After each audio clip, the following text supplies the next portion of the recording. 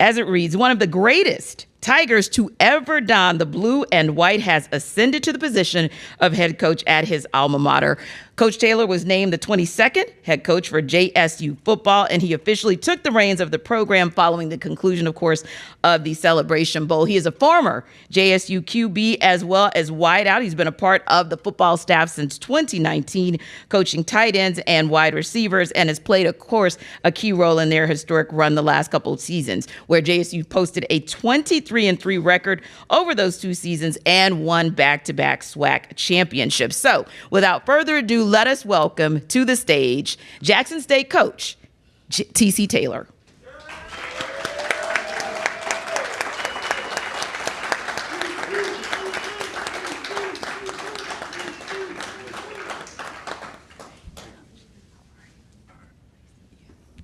And Coach Taylor will ask you to have a seat, and if you would just give us an opening statement telling us a little bit about what you guys are looking forward to in the upcoming season and how excited you are to be here for representing the SWAC for the MEAC SWAC Challenge. Thank you. It's truly a blessing to be here today as the 22nd head coach of Jackson State University in the city of Atlanta.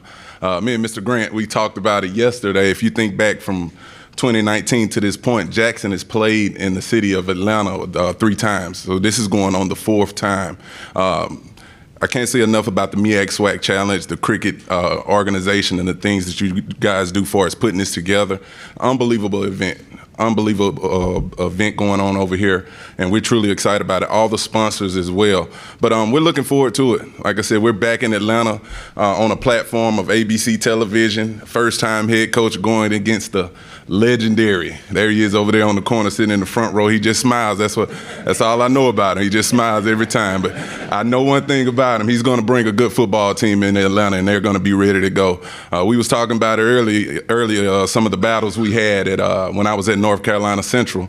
He was still at South Carolina State, but we had some great battles there. He has developed some great players, but our football team is pumped and ready to go. You know, I talked about it yesterday at SWAC Media Day. You know, a lot of people don't know because of all of the turnover on our roster this year. You know, we lost close to 60, 70 players, so we brought in quite a few new guys, but they're ready to go. We reported on Monday for training camp. We'll have our first practice this evening at about 5:30, so I'll be trying to bust it out of here real quick to catch a plane to get back, because I'm excited about this football team. Let me say something about this. We lost a lot. We brought a lot in for as coaches, trainers, and everything is new, but all of them got one thing on their mind, and that's starting in Atlanta and finishing in Atlanta. And we're excited about it. They preach it on a day-to-day basis, and we'll start that journey here, you know, in about, 31, 32 days. So I'm looking forward to it. Thanks again for having us, Mr. Grant, Cricket, all the sponsors in the building tonight, and I'm ready to go. Thank you so much, Coach Taylor. And yes, that smile is very familiar to me. I was just talking to Coach Buddy Pugh a couple of minutes ago, and interesting, like you said, Coach Taylor, Coach Pugh is very familiar with starting in Atlanta and finishing in Atlanta. And that's the last time I saw you when South Carolina State finished in Atlanta. So just a little bit about Coach Pugh. As Coach Taylor mentioned, he is the all-time winningest coach in South Carolina school history. It's his 21st season. That longevity in college football is not to be underestimated. Now, during that 21-year tenure at the school, he earned a bachelor's, he earned a master's, as well as all MEAC honors as an O-lineman, and has compiled an overall record of 146-87 and 112-42 as his MEAC worksheet, and he captured his first Celebration Bowl championship in 2021, of course, knocking off top-ranked Jackson State, but I know you have something to say about that, to win his 5th HBCU national crown. So without further ado, the pride of South Carolina State, Coach Buddy Pugh.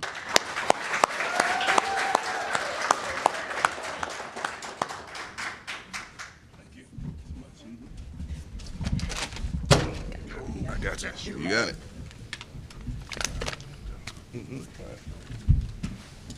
Thank you. And Coach Pugh, I'd like to give you an opportunity to share a few words with our audience as well. Thank you very much, Tanisha.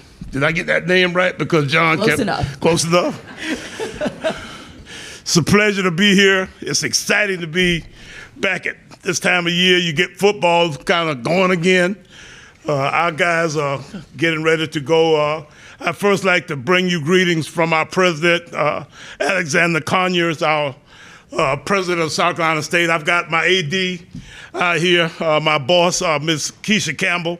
Got some other folk here. You see them scattered around the room that came to support us here today. And we just look forward to getting this season going again because it's been a long time since we won a football game. And I don't know if y'all realized or not, but we hadn't beaten anybody since North Carolina Central last year. And, we talk about how good we played in the Celebration Bowl the year before. We came back and thought that we would be pretty good this past year. And it was a disappointing year for us. So, you Celebration Bowl guys, you SWAC, MEAC Challenge guys, you MEAC SWAC Challenge guys, let me tell you something. We just want to play football at South Carolina State. I guarantee you, it's been a long off season. So we are looking forward to this game, in a way that, we got to get it going again. So it's been a long time coming. We are extremely excited about the young men that we bring back into our program. We've got some change from the time that we were here the last time. A good many of our players are different guys from this point. It'll be a good football game. I guarantee you, Coach Taylor, I can remember when he was coaching back at North Carolina Central, back some years ago. He and part of his staff that he's got now, those guys, have kind of reunited and kind of put that group back together a little bit with the group that Coach MEAC had up at Central some years ago. Mm-hmm. And I can tell you that they got after us in a way that really gets our attention. So it'll be a tough game for us. It'll be a fun game for us, I guarantee you, to come here to play in, this really nice facility here, that Georgia State is allowing us to, to partner with and play this game with. John, all of you guys, Tony, we appreciate you guys. You guys do a fantastic job. ESPN, this is wonderful in what you guys have done for the conferences, MEAC and the SWAC conferences, putting this thing together. We've got the best thing going, maybe in college football, between the Celebration Bowl and the Challenge game. So we're excited about being here and looking forward to it. And hopefully we go out and play really good on this coming 26th of August, and we'll see what happens. Thank you so much. Thank you both. And just as a reminder, as we begin the Q&A session, let's just make sure that we double check that our phones are on silent because we're going to roll right through this. And also just do, as you have been doing already this morning, just kind of keep our conversations to a minimum because we want to make sure that each coach has an opportunity to both hear questions and answer questions as well. So with that in mind, I want to start off with a couple of questions for both of you. And you guys kind of alluded to this as well, but I want to kind of circle back to it because I think it's very important. And I mentioned it as well in my opening, the fact that this challenge just continues to evolve just in terms of what it offers both on and off the field. Of course, we kick things off with a high school seminar. That's Thursday, August 26th. We then move to the welcome reception on that Friday and the Coca-Cola fan experience that, of course, precedes the game kickoff on ESPN. Now, when you think about that, it's more than just a game, right? So I wanted to ask you all from your perspective, how important is it to have such an expansive experience as it relates to just shining the spotlight on the amazing talent and treasures that we have here in HBCU college football? Well, anytime you have a wonderful occasion such as this and you gather folk, you want to try to have some real meat and potatoes of what you ought to actually do to support your community. We all trying to influence young folk in a way that we want to create something that's going to spur them on to greater things in the future. And the things that we can do to encourage them surrounded by our game, because it's what draws them in. But once we get them, we're going to do some real good things for them to get them going in the future that way. So anything we can do that way, I think, is a great contribution to our community. I think that weekend is going to be special. You talk about platforms for HBCU football in itself. And, you know, for some things to be lined up from Thursday all the way up through that football game, it's good for the South Carolina State. It's good for Jackson State. It's good for all the HBCUs to have that platform. That's why it's so important for us to put on at all those events, even with the football game. You know, everything is on a high level stage. And, you know, everybody's looking. And you're talking about from East Coast, West Coast, North, South. Many people don't know a lot about HBCUs, and that's our time to shine. That's how I look at this whole event coming up. Indeed, coaches. And just to add a little bit to that, I was speaking with a colleague of mine this morning, and he was saying, yeah, you know, there are games played on week 0, and there's some random game played at Georgia State. I said, I'm sorry, excuse me, what? Exactly. Random game? No, this is no random game. This is the start of college football, so this is big, and I had to make sure that my colleague understood the importance of this game as it relates to not just HBCU college football, but the entirety of college football. So thank you all so much. And then I want to just toss you guys another quick question before we send it over to the media and our audience. So I'll ask you both this question, and whoever wants to answer first answers first, but maybe I'll toss it over to you, Coach Taylor, first. Of course, the SWAC released its preseason SWAC team standings, if you will, or its preseason poll, and that was released on yesterday. Individual winners, predicted order of finish, all SWAC teams, et cetera. Specifically in the East, FAMU's projected to finish #1 ahead of Jackson State. Is that motivation for your team? I mean, it's always motivation, but I look at the preseason, no games been played. You know, that's the team that's going to have to see us following that the MEAC SWAC challenge, and we'll take care of that business then, though, you know. But that's a lot of minds coming together. This nominating players and teams that they hadn't even seen, you know, and that's what I said about it yesterday. They don't know. You know, they hadn't seen the new Jackson State football team, and we're going to show them, you know, coming about 31, 32 days with what we've been cooking all summer. You know, it's been a great summer off season for us. I'm excited about it, but it's all about the postseason. You know, what do you look like at the end of the season? You know, that's what we're excited about. Yeah, and making a decision before toe meets leather is always interesting, because before those pads get put on, it's just conjecture, right? No and doubt. Coach Pugh, the MEAC also released its preseason all MEAC teams last week, along with individual winners and predicted order of finish. South Carolina State's actually projected to be about in the middle of the pack at #3. Is that motivation for your team? It is. Anytime you're not there, you know, in the eyes of your opponents, you're a little bit concerned. But I can tell you that, you know, I was worried about us being voted last. So now you're talking about being voted in the middle of the pack.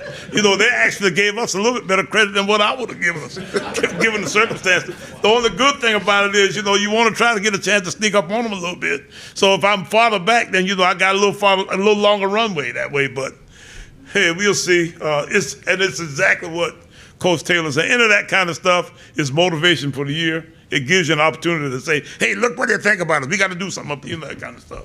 So at that point, you know, then we'll get a chance to use that to our advantage. Yeah, it sounded like bulletin board material as well. So thank you all for that. And what we want to do now is open it up to media. When you get the microphone in hand, please have your question ready. Please have your name ready and give us your affiliation and briefly state your question. Mason Smith with HBCU Legends. Coach Pugh, the first game of the year also has a unique challenge because you don't know how rosters change. They have a lot of people back. What challenge is it for your team, seeing that Jackson State's roster has had so much turnover and preparing for the first game of the year? It's hard. You don't know exactly what to prepare for. You got to go around and figure out all kinds of angles to possibly figure what they might do, based on the fact that they've got different players, they got different coaches.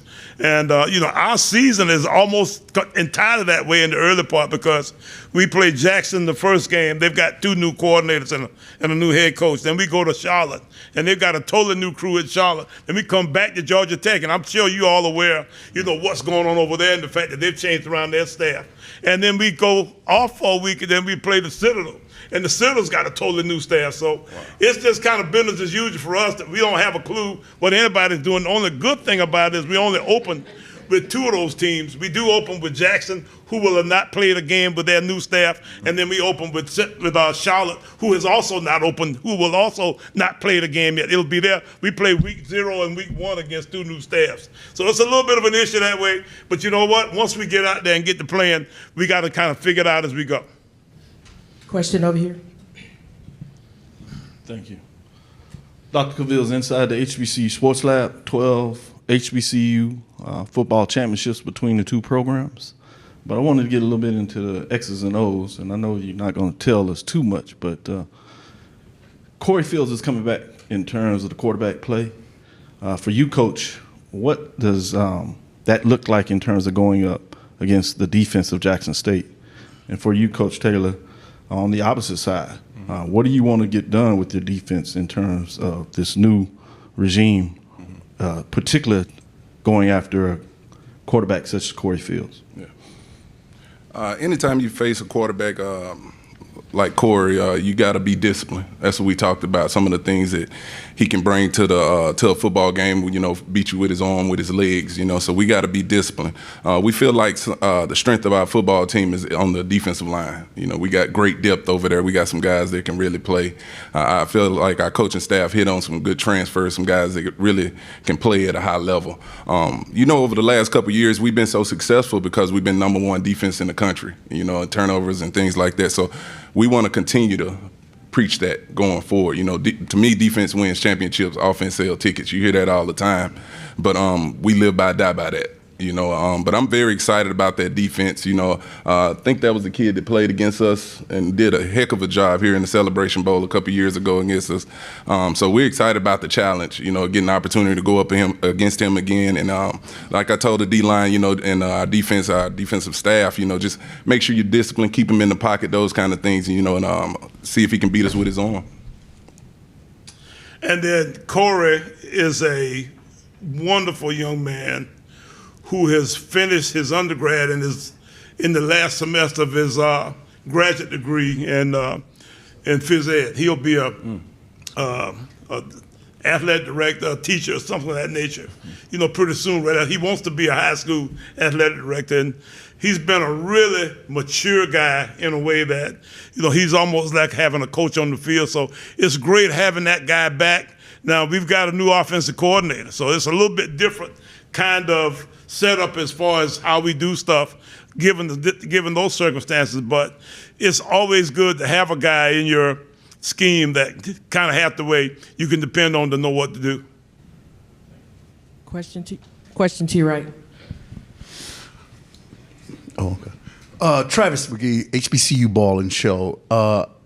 Coach Taylor, I met you last Celebration Bowl. You have a lot of confidence, and Coach Buddy Pugh, I met you at the Celebration Bowl before that, and I want to jump right into it, man.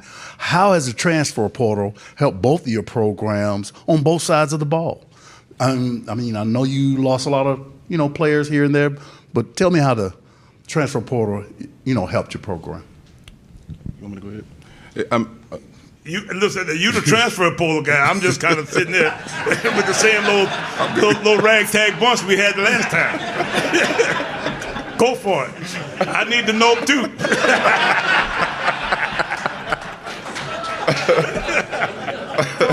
Go for it, TC. I get that question a lot about the transfer portal, and it has paid dividends for Jackson State over the years. Everybody knows that. The departure of Coach Prime, a lot went to Colorado, a lot went to other places. So as far as bringing in my new coaching staff, we talked about, we got to go hit this transfer portal. All it is right now, you're dealing with NFL free agency.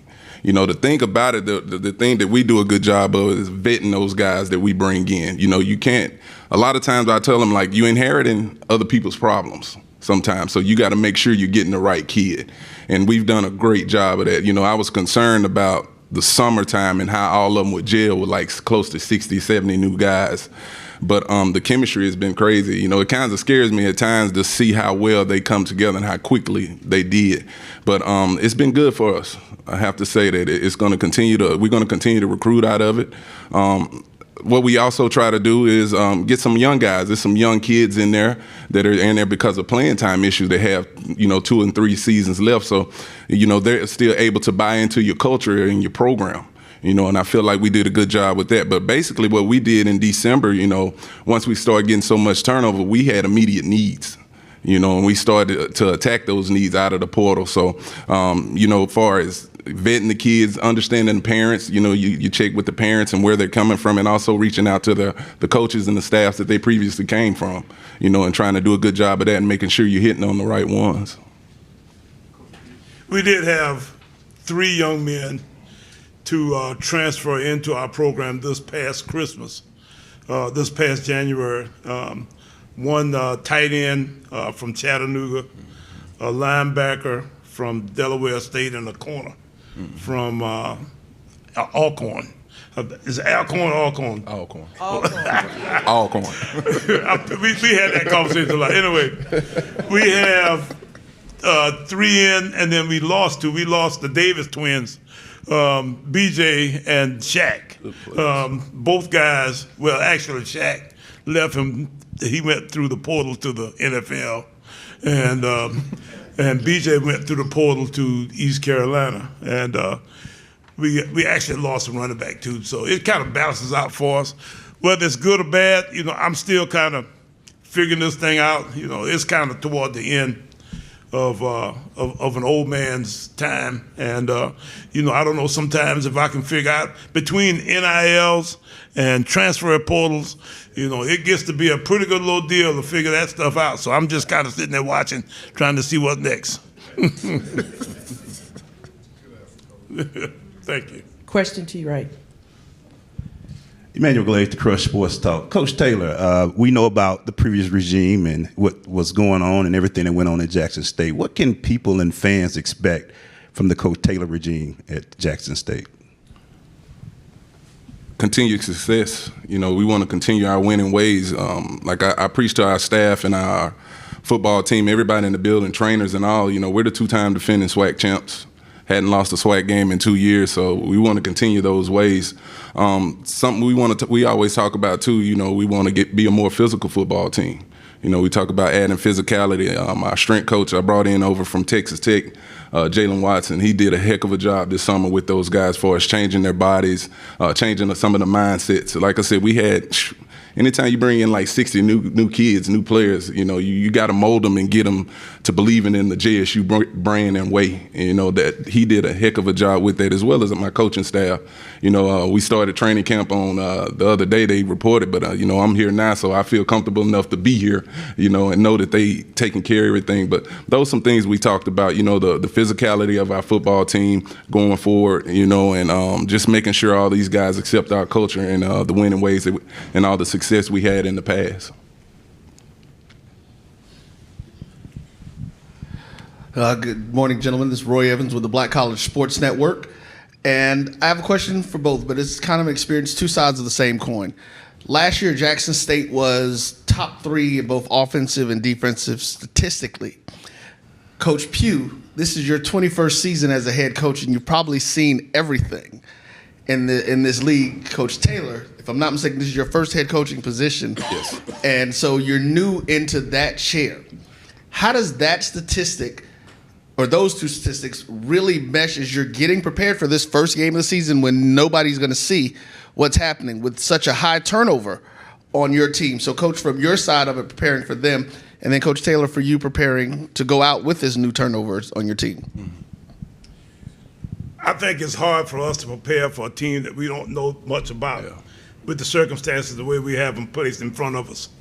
It's a tough deal to not know personnel and possibly coaching staff. So we've got a little bit of an uphill battle in front of us, and we've got to get good fundamentally at just doing the base things so that we can then go in and just have a good sound approach on both sides of the ball. And then as the game goes on, then we'll figure some things out. But at this point right now, we are clueless as to what scheme-wise these guys are, personnel-wise, who will actually be in place because of the fact that it's just, our information is just so limited. We got to keep it that way too, Coach.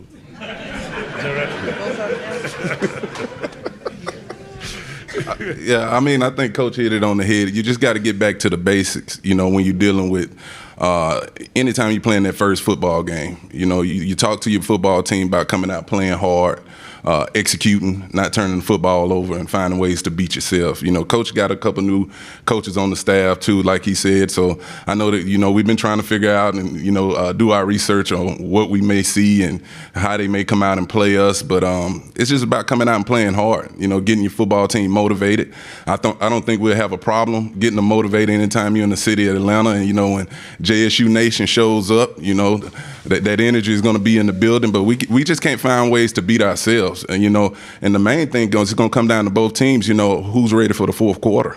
Who's going to be ready in the fourth quarter, because a lot of adjustments are going to be made throughout that football game. We'll be filling each other out like a boxing match, and when you get to the fourth quarter, it's like now we got to figure out a way to win this football game. Jake McDonald, Core 360 Sports. Coach Taylor, Atlanta, as for all its glory, has not been too kind to Jackson State, dropping 3 ball games here. What will be your brand? I mean, we know what Coach Sanders, his brand of football was when he was at the helm, but what will be your mark? What will distinguish the Coach Taylor Jackson State football team? As far as I think it's the preparation of our football team, and how well we do as a staff, getting them ready to play and getting them ready for the entire event of that week. As far as travel, everything is organized, getting on the plane the right way, looking the right way, getting off the plane the right way. As far as pulling up to the hotel, looking the right way, looking the part, looking organized. I think all those things come into play when you talk about a successful football team. Kids look for organization. They're big on the organization piece, and they critique coaches as well on that kind of stuff. So we try to make sure we get everything right. But just going forward, like I said, it's those things as far as preaching physicality, playing hard. And my main thing, with all the new faces again, just playing together and understand, this is going to be a physical football game. Coach Pugh, ever since I've been going against him, he's coached some great NFL talent, Darius Leonard and some other guys, and they'll hit you in the mouth. That's what I'm trying to get these guys to understand. It's not going to be easy. This is a team that beat us 2 years ago, and they come into Atlanta to win another. Macy, you heard Crush Sports Talk. This is for Coach Taylor as well. Have you enjoyed the quiet as we get ready for the 2023 season? Not all the cameras, not all of the social media stuff, just the quiet as you get ready for the season. What quiet you talking about? Dwayne, I ain't experienced the quiet shit too. No, I haven't really experienced the quiet yet. It's been, I've been having to go here to there. I was in Detroit visiting the Alumni Association up there. It's been quite a whirlwind. That's what me and Coach was talking about earlier. I'm ready to get back to the X's and O's. I've been in suits I'm not used to all this. I wanna go coach football. My team missing me, I'm missing them. But it's been a blessing. I'm just taking this all in. God has told me a long time, I would be in this seat. I didn't know it was Jackson State, but I knew eventually somebody would give me an opportunity to be a head coach, and I'm gonna make this work. Make sure I put the right people around me that got my best interest in heart, believe in God, believe in family. That's who's been with me through this whole process, and I'm just excited and taking it all in. But I am ready to get on this plane and get back to a little football, though. Question to your right. BJ Jones, Black College Sports Network. And this is a question for both of you. Coach Taylor, taking over a new program, your alma mater, you have the big stage, SWAC MEAC Challenge, national broadcast. How does that benefit both of your programs when you start sitting in living rooms and recruiting young men to come to your programs? And more importantly, how does that impact HBCU football as a whole? Go first. Yeah, I'll go first. I don't know of anyone who did not see the last ABC broadcast that we played Jackson State here in the Celebration Bowl in 21. I'd be in the grocery store and old ladies who I had no idea would sit and watch a football game. Coach, I saw y'all play Jackson State. Y'all beat Dion. And it was like an unbelievable experience in a way that I just never really realized that kind of activity resonated throughout the country the way it did. So it's good to be don't sell ESPN and ESPN2 and all the other little brothers they have down the line a piece. But when you go on ABC on Saturday evening at 7 o'clock, then you know you're going to get a big benefit from it, and your university is going to get, an advertisement that they almost couldn't afford to buy otherwise. I think it's huge. I think it's huge. You look at what happened on yesterday. I think ESPN picked up the rest of our season. So we want to take that and go with it. The way recruiting is now, we talked about the transfer portal. You get all eyes. You get all eyes. So when you get those kind of moments, it's important for, regardless of who's on that platform, to go out and show a good brand of football. That's how I look at it. You don't want things to be sloppy, a lot of penalties, jumping off sides. You got 13 players on the field. You just want to make sure you're putting on a good brand of football and letting these networks and these platforms know, we're playing good football in HBCU. We're doing good things. You look back this past season, we only had one guy drafted. And just going forward, we continue this platform. This is a great way and a great benefit for the players to go out and show that they can play on the next level as well. So I think it's huge for all of HBCU football and recruiting. Question right here. Hey, Raphael Sharper, Black College Basement, aka Famous Fees. Question for both of you, Coach Pugh. Coming off of a disappointing campaign last season and starting off the season here against the defending back-to-back SWAC champion, how do you use that as motivation to prepare your boys to jumpstart the next season? And to Coach Taylor, do you plan to keep the swag and overall environment of this what you had in the prior regime, or are you going to just put your own stamp on it and just run things a little differently over there? Yeah. I think it's pretty obvious when you look around that some of the people who were there last year, as we were going through the issues that we went through last year, are no longer there. And, that's motivation in a way that you'll always know that with success, you get benefits, and with failure, there are some benefits that also come about. So I can tell you that we've had an unbelievable off-season, getting ourselves up and running, getting ready for this coming season in a way that I don't know if we could have had if we had had the success that we'd had. We thought we were a little bit fat around the edges after having gone through that good season in 21. And we didn't have a great regular season even that year. So we got a little bit ahead of ourselves. We came into last year thinking that we were going to just kind of go out and it was going to happen. I think we know better now. So we got to see if we can make it happen in a little different manner this 23 year. When you say swag, what do you mean exactly?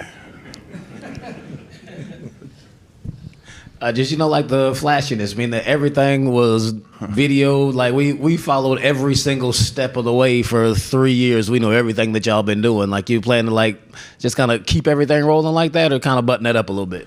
I'm putting my own particular spin to it. I'm not a big flashy guy. I'm more of a quiet guy. Quiet as kept. I like the players out front. You look at what we did this spring. Under Armour came in and did a mini documentary for us, and it was more about the players. But no knock. That's not no knock against Coach Prime. Great career here at Jackson State. I learned a lot from him. One thing we had in common, he was a first-time head coach, had a lot to prove, and here I am, a first-time head coach with a lot to prove. But I'm still wearing my shades out on the field, if that's what you call it, swag. I work out every morning, so, but, that energy got to carry to my players. It carries to my players. I got to walk in confidence, and that's what I do on a daily basis. I speak in confidence, and I think that got to carry to the football team, and it will. You look at the way they approach the game now and approach practices, they're a reflection of me. They're a reflection of me. But I'm not a big talker. I'm not a big talker. You won't see a lot of the social media stuff that you've seen in the past. A lot of it will be a lot more about the players, because I'm all about them elevating too as well. And Coach Prime did that, previously also. So it's just a little bit different, a different era, different things going on moving forward. And then another thing is too, a lot of those kids that was there for him are not here no more. They playing for TC, and then that's the thing going forward. So they're going to kind of take on more of my image and the way I approach things. Yeah. Ernest Ricks, MTMV Sports. Coaches, I want to know from both of you all, From the standpoint of your students, from your players, what does it mean to them to be in the SWAC MEAC Challenge? I'll go first, Coach. For us, I know we talk about, it's a little payback. To be honest, you get another opportunity at a South Carolina State team that, kicked our butts on TV a couple years ago. I mean, they really came out and, like I said earlier, hit us in the mouth. So, once this game was announced, Mr. Grant announced this game and said that we was going to be in this football game, man. And, we had guys licking their chops. And what's crazy about it, we talk about all the new people, but, they fired up. And I be telling them, like, y'all don't even know nothing about this game, Even the coaches, they fired up. I'm like, man, y'all don't know what's coming, So you try to prepare them on a day-to-day basis and let them know, this is going to be epic, come August 26th, and just understand, that, like I said earlier, the platform that we'll be playing on, and understand this. Coach Pugh is going to bring a team that's going to hit you in the mouth, and going to play a physical brand coming out of the MEAC. Mm-hmm. I think our team is motivated to play a SWAC team. The league is somewhat of a rival of ours.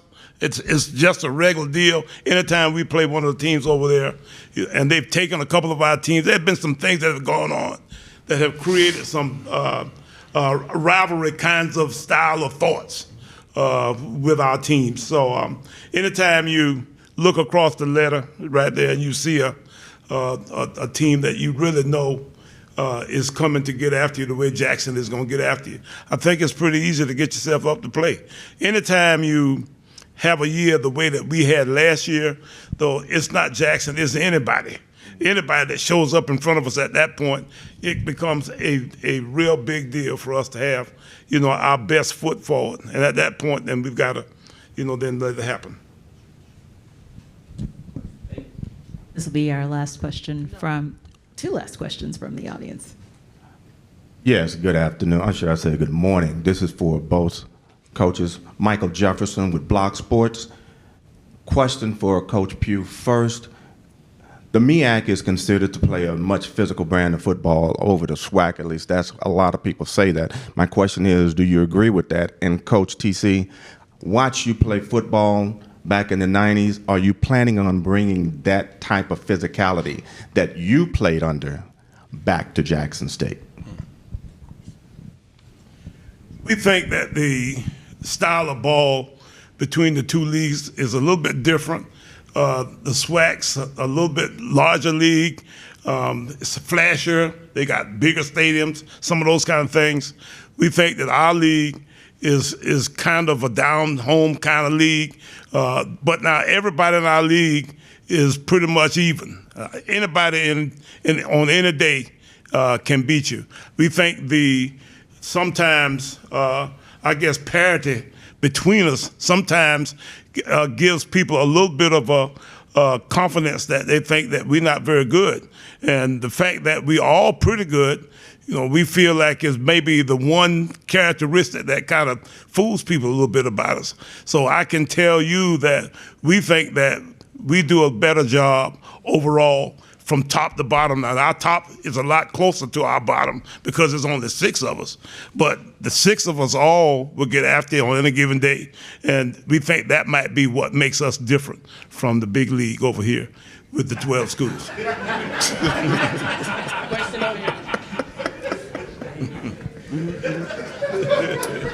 That was good. Vicki Jones, VMH Magazine and Sports right here. Vicki Jones, VMH. Oh, I'm sorry. I'm so sorry.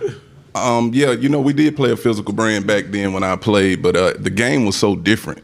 As opposed to now. Thinking back then, we was talking about my coach, Big Daddy Carson. We were doing 3-a-days. You wake up in the morning, practice, go eat lunch, come back and practice, and you back over there at night, you practicing. So NCAA not standing over you. Things are so different now. So you find ways to try to preach physicality. It's even the way you have to approach practices now.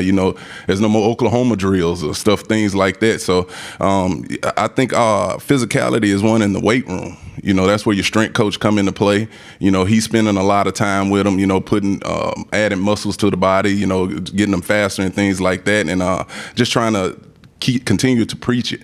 Because I talk and they hear about how good of a player I was, but every one of them out there think they can come out there and dominate me. I hear it all the time, but just the game is so much different than opposed to the time that I played the game. So you're just trying to find ways to implement some physicality drills in practice and get that going with your football team. Okay, Vicki Jones with VMH Magazine and Sports. I'm gonna say this as quickly as possible. Before the lights were on, to the degree that they are now in terms of exposure, ABC, all the networks, ESPN, everyone seeing HBCUs as a whole, you guys were doing it. The drive. I don't want to assume, but what drives you and continue to drive you before the lights to do what you do for HBCUs, leadership and coaching? It's a joy for me to go to my office every day and mix with my coaches and players and all the people around our program that way. So it's pretty easy, even though I've been doing this for 40-some years now, to get up and go to work in a way where I'm not thinking about retiring. It is a pretty safe bet that you never have to say, man, boy, I sure don't want to go to work today. This is a wonderful opportunity for me to get out of my house and go out. And the guys do everything from teach me how to, I don't even wear my phone the way you old folks wear your phone. Y'all got clips on your side. The boss said, no, coach, you don't wear it that way. You put it on like this, that kind of stuff. Now, I got to have a little bit of, I guess maybe oversight when I deal with their music, because now when I have music playing during practice, and we looking for crowd noise, and so everybody now the in vogue thing is for you to have these big speakers and DJs and all that kind of stuff out there doing practice to have some kind of noise element going. So you have to have the communication dealing with the noise that way. But at the same time, man, I don't know if I can handle some of the stuff that I hear come over the speaker waves that way. So, there are things that I enjoy, and there are things that I sometimes have to take a little bit of a step back. But I can tell you, it's more fun going to work in my particular situation because these guys keep me young than anything else that I possibly could be doing. I think the thing for me is the development of these young men. Watching them, you get them.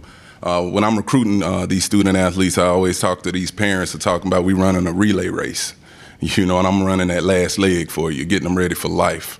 And just to see, a young man come into your program no matter the age and just see the things they do, what we call at our program, we get them ready for life after football.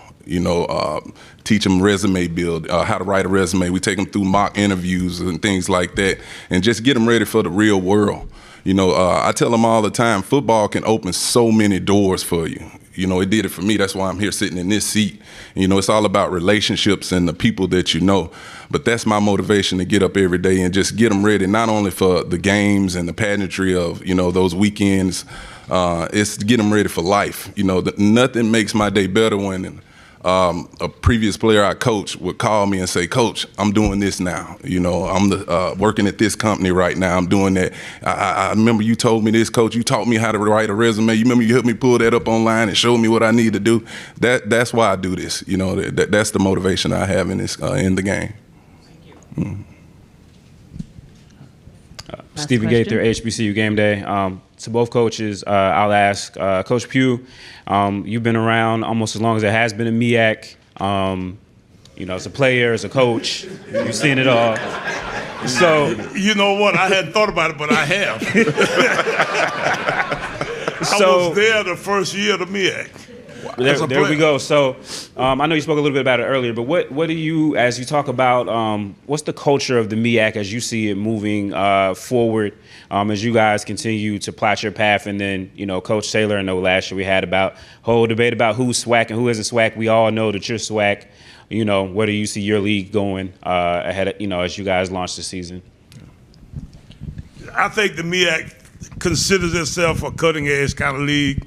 We take a lot of pride in doing things at a real high level.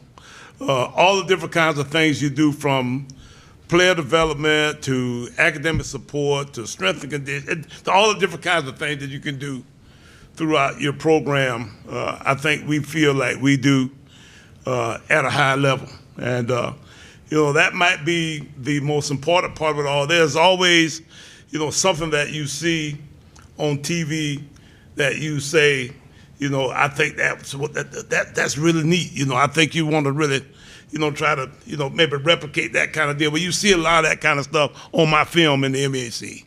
And those are the kinds of things that I really enjoy talking about and being labeled as being, the maybe inventor of or that kind of stuff. That kind of stuff comes out of our league. I think the SWAC hot right now. You look at everything that's going on in the SWAC right now with the pageantry. The fans, to me, make the SWAC what it is. You look at these football games week in, week out, no matter if it's a Southern fam game, Alabama A&M, Alabama State, that rivalry, Jackson State Alcorn, those are packed houses. I'm very excited about where we are in this league. We just added 2 new teams with FAMU and Bethune-Cookman from the MEAC, and they have come in there and been competitive, though. But I'm very excited about where the league is going. Even you talk about the SWAC championship game. That's a special event that, we're looking forward to participating again in this year. But the fans make the SWAC what it is. We got some great players and some unbelievable coaches in this league too. So, I'm very excited about where we're going right now. Thank you so much. Thank you, Coach Pugh. Thank you, Coach Taylor. Thank you.